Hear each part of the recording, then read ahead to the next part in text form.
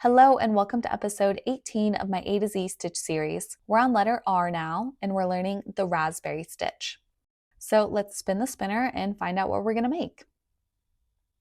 And it's a coaster, so you'll need your yarn of choice, the recommended hook size, scissors, tapestry needle, and an optional stitch marker. Begin by making a slip knot, and for this stitch we need to start by chaining any even number.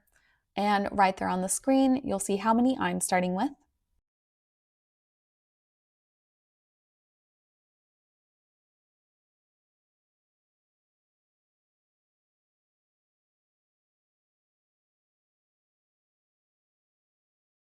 Once you're ready, turn your chain over so that you're looking at the back bumps. We're going to work into these for a nice clean look. For row 1, we're going to work a single crochet into each back bump. So super easy. Skip the very first chain and make a single crochet into the second one.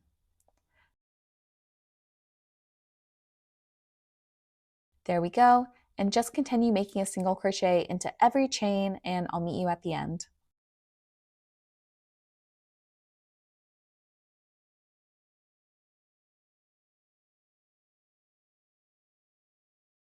Great job, everyone. Once you've finished, then you can chain 1 and turn your work. For row 2, we're going to make a single crochet in the very first stitch. Alrighty, and now we're going to make a front post single crochet around the next stitch.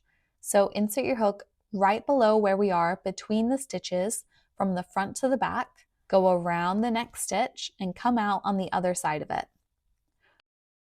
Yarn over and pull it back through. Then yarn over and pull through both loops on your hook like a normal single crochet. Not too bad, right? Now we're going to make a regular single crochet in the next stitch.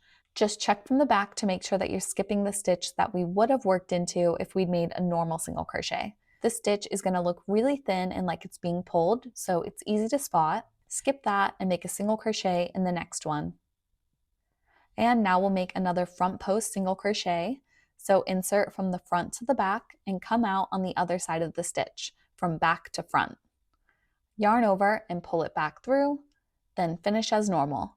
Yarn over and pull through both. And now you're just going to continue alternating the 2 stitches all the way across the row, ending with a single crochet in the very last stitch. So keep going and I'll meet you at the end.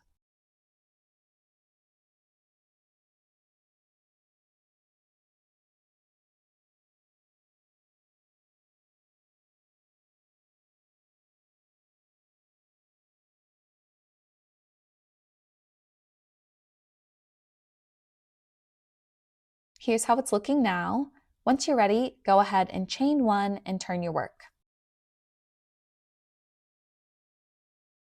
Row 3 is going to be super similar, but we're going to start by making 1 single crochet in each of the first 2 stitches. So go ahead and do that.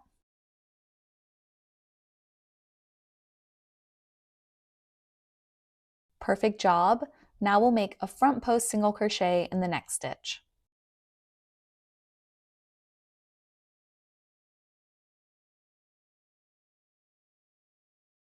Awesome, and now just continue alternating single crochets and front post single crochets all the way across, but you'll finish by making 1 single crochet in each of the last 2 stitches this time. So pretty easy. Keep going and I'll meet you at the end.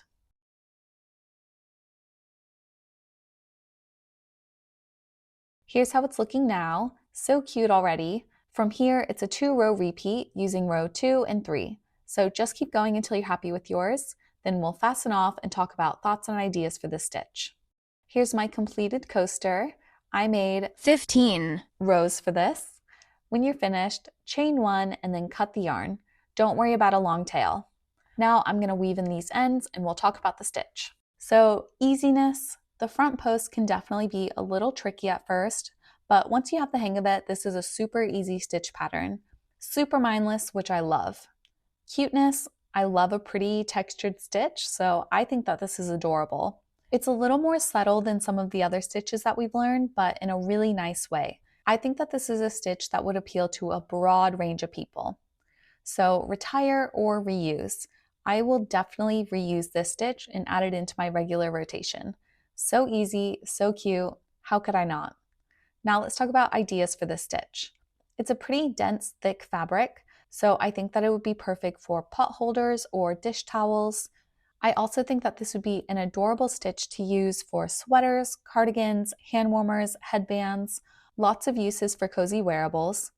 I think that it would look really pretty to make a purse with it, baskets, trays, things like that. And then there's always the classics like pillow covers, blankets, scarves, lots and lots of ways that you can use this stitch. But that was it for this episode. Thank you so much for watching, whether you've been following along for the whole series or just joined for this one. I appreciate it so much. If you want to help support my channel, then a like and a comment goes a long way, and don't forget to subscribe. I'll be posting more stitch tutorials multiple times a week until the end of the year, so don't miss out. But thanks again, and as always, happy crocheting and stay lucky. Bye!